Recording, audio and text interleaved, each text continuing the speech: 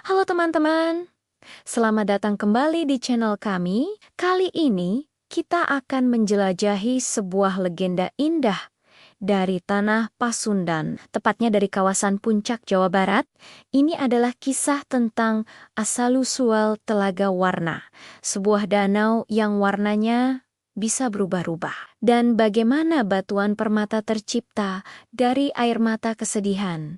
Sudah siap untuk berpetualang ke masa lalu? Ayo kita mulai ceritanya. Dahulu kala, di sebuah kerajaan yang makmur di Jawa Barat, hiduplah seorang raja dan ratu yang bijaksana. Mereka sangat dicintai oleh rakyatnya karena kebaikan hati mereka. Namun, ada satu kesedihan yang selalu menghantui mereka, yaitu kerinduan akan seorang anak. Doa mereka tak henti-hentinya dipanjatkan.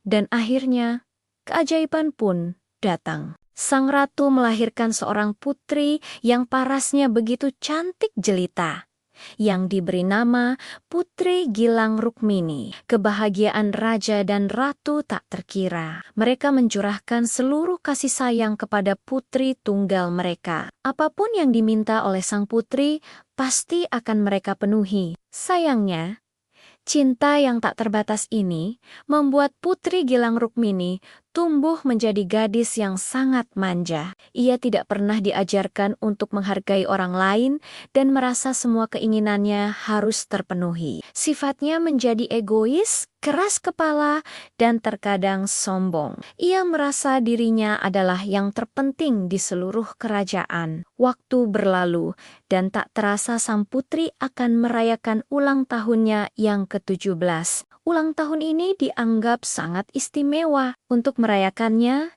seluruh rakyat kerajaan, dari petani hingga pengrajin, bergotong royong mengumpulkan hadiah terbaik mereka. Mereka membawa emas, perak, dan berbagai macam batuan permata yang indah. Semua hadiah itu dikumpulkan dengan tulus sebagai tanda cinta mereka kepada keluarga kerajaan dan sang putri. Melihat tumpukan hadiah yang begitu melimpah, sang ratu memiliki sebuah ide cemerlang. Ia memanggil pengrajin perhiasan terbaik di istana. Dengan hati-hati, ratu memilih permata-permata terindah dari hadiah rakyat. Ia ingin membuat sebuah kalung yang tiada duanya. Sebuah kalung yang akan menjadi simbol cinta dari seluruh kerajaan untuk putrinya. Pengrajin bekerja siang dan malam, merangkai setiap permata dengan penuh ketelitian, hingga terciptalah sebuah kalung yang luar biasa indahnya. Kilauannya memancarkan berbagai warna, persis seperti pelangi.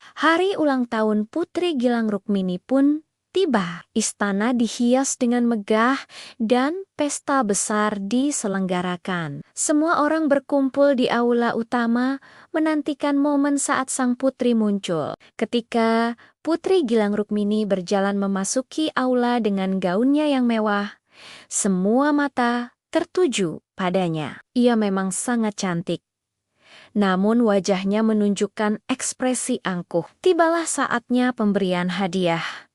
Raja dan ratu maju ke depan. Sang ratu membuka sebuah kotak beludru yang berisi kalung permata mahakarya itu. Dengan senyum penuh cinta, ia berkata, "Putriku tercinta, ini adalah hadiah dari kami dan seluruh rakyatmu. Terimalah kalung ini sebagai tanda cinta kami."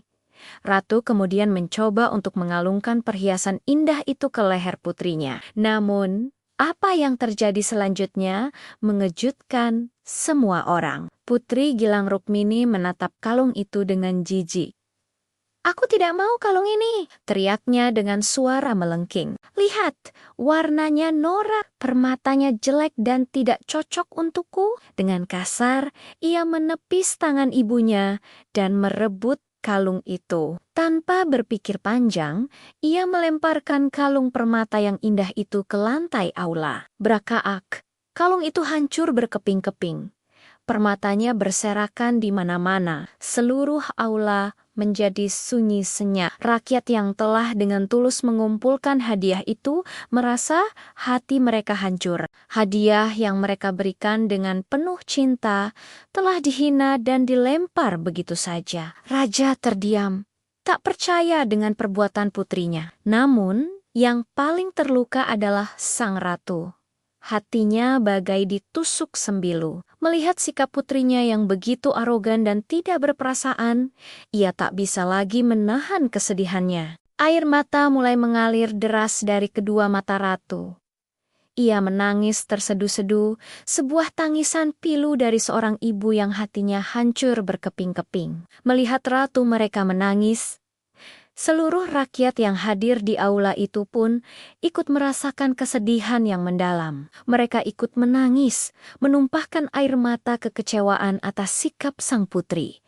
Raja pun tak kuasa menahan air matanya, sedih melihat penderitaan istrinya dan kelakuan putrinya. Keajaiban pun terjadi. Air mata ratu, raja dan seluruh rakyat yang tumpah itu tidak berhenti. Air mata itu terus mengalir, semakin banyak, dan mulai menggenangi lantai aula istana. Putri Gilang Rukmini yang sombong itu tertegun ketakutan melihat genangan air yang terus naik. Air mata kesedihan itu berubah menjadi banjir bah yang dahsyat. Air terus meluap, menenggelamkan aula, lalu seluruh istana, dan akhirnya seluruh wilayah kerajaan. Semuanya lenyap ditelan oleh air mata kesedihan. Di tempat di mana kerajaan itu pernah berdiri, terbentuklah sebuah danau yang luas dan sangat indah. Airnya jernih dan tenang. Namun, ada satu keajaiban lagi. Jika sinar matahari menyinari danau itu dari sudut yang tepat, airnya akan memantulkan warna-warni yang menakjubkan. Terkadang hijau, lalu biru, kuning, atau kemerahan, persis seperti warna pelangi. Konon, warna-warni indah itu berasal dari pantulan kepingan kalung permata yang dulu dilempar oleh Putri Gilang Rukmini. Permata-permata dari hadiah rakyat yang hancur itu kini tersebar di dasar danau, memancarkan kilaunya melalui air yang jernih. Danau ajaib itu kemudian dikenal oleh masyarakat dengan nama Telaga Warna. Legenda Telaga Warna bukan hanya cerita tentang asal-usul sebuah danau, ini adalah pengingat bagi kita semua tentang pentingnya rasa syukur dan menghargai pemberian orang lain. Sekecil apapun itu, kisah ini mengajarkan bahwa kesombongan dan keegoisan hanya akan membawa kehancuran dan kesedihan. Tidak hanya untuk diri sendiri, tetapi juga untuk orang-orang di sekitar kita. Sebaliknya, kerendahan hati dan rasa terima kasih akan membawa kebahagiaan dan kedamaian. Jadi, ketika suatu saat nanti teman-teman berkunjung ke Telaga Warna di puncak, ingatlah legenda ini. Ingatlah bahwa di balik keindahannya ada sebuah pelajaran berharga tentang air mata kesedihan yang lahir dari keangkuhan. Nah, itu dia kisah legenda Telaga Warna.